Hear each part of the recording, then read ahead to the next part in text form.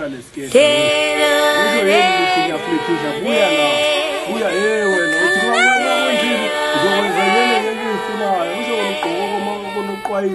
role of a stage manager is, I always say it's like being a handy. You know, you do everything. You connect all the dots for the production to be a production. You are the bridge between the actor and the director. You are the bridge between the production company and the administration.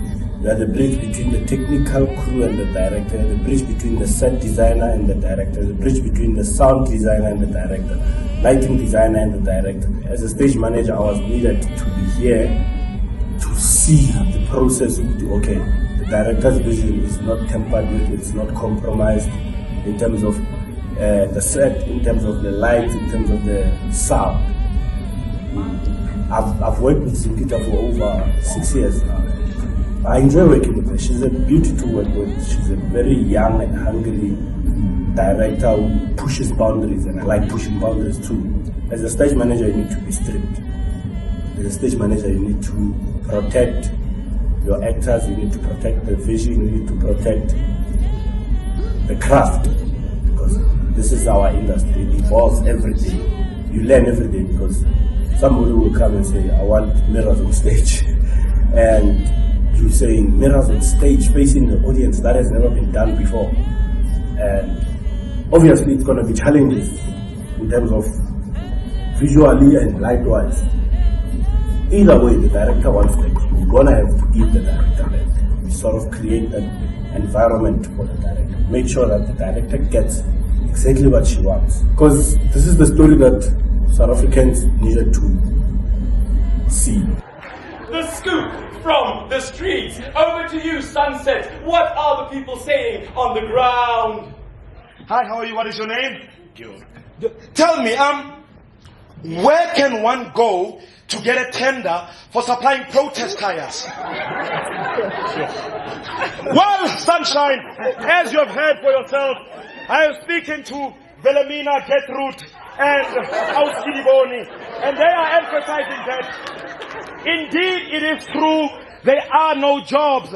However, they have found a solution, and the solution is we're confronting issues that have faced the country for the past over 26 years, not necessarily just 26 years of democracy, but over the years. You know, there's things that we sweep under the carpet, and this show tackles those things.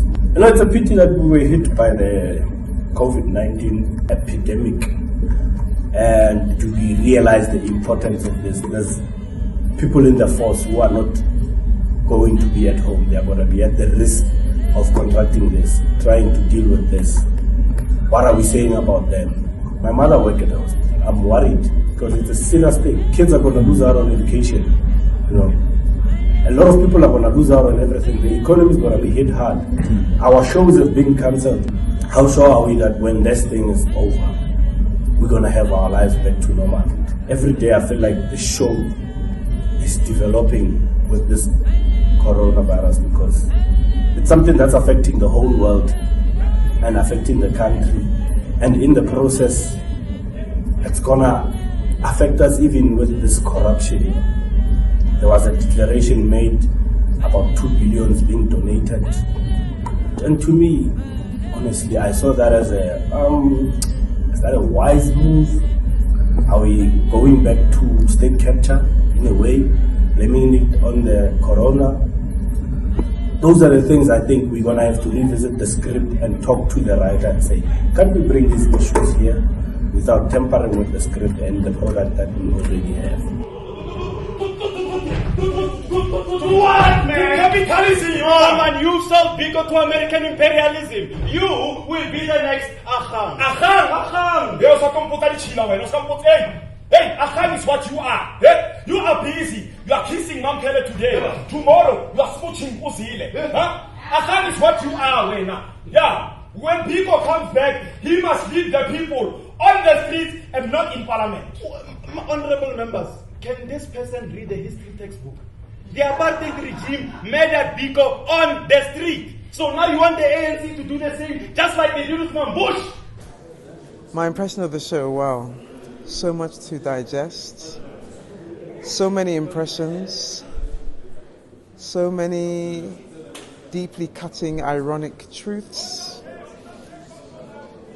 such a brutally honest portrayal of the complexity that we are experiencing 26 years after democracy. I'm really inspired by the talent of the two actors that played this role. Mike Van Graan, who's a personal friend, stunning writing. And it inspires me. It's very inspiring to see such incisive, moving.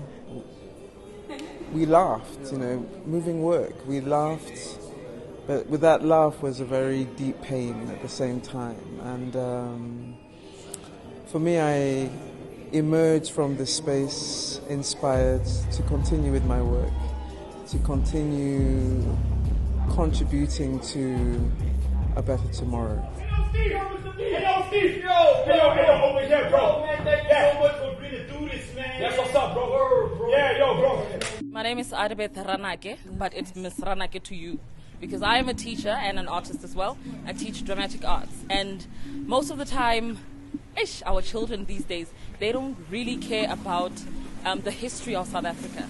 And what I normally do when I teach South African theatre, I make sure that I touch on the essential things, like the things that Steve Biko and all the others did. My name is Ruben Renica. I'm Suzanne. The show was fantastic. Yeah, the show was brilliant. Yeah. The talent was amazing. The cast was so present with every skit. We really felt every moment and every message that they were trying to convey to us. And then the setting on the stage was brilliant as well. Yeah, there was so much depth and so much layering with the set, with the cast, with the messaging.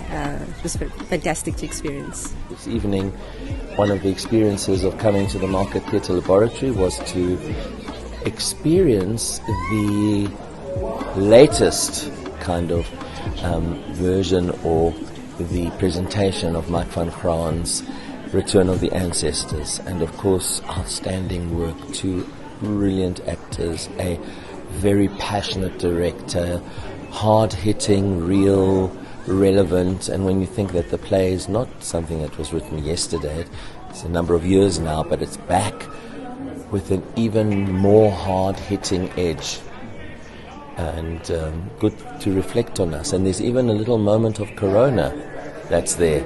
The spread of something, yeah? I think the show was uncomfortable, which is what I feel we need right now in South Africa, especially with what's happening.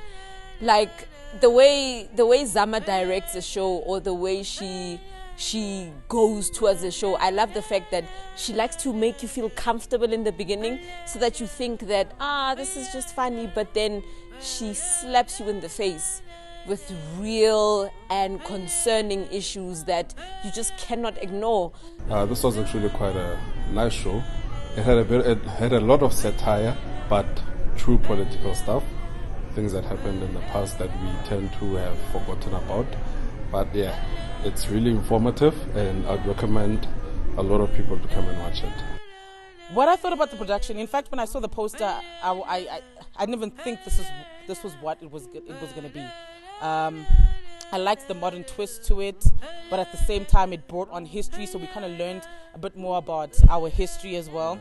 My name is Nenhlanhla Movundlela. I felt it was such a powerful piece, such layered complexity, uncomfortable truths actually. So it's not an easy piece, because I think when you step back, there is also kind of a critique in terms of like, what role am I, which character would I be actually assuming in this landscape of like evolution of our truth. I actually at some points I felt like, I wish I could actually have the script to be able to just like tease out and actually sit with these like different truths, you know. And congratulations to the director and a powerful portrayal from the actors. Freedom will pay, freedom will pay, freedom will pay me zoo.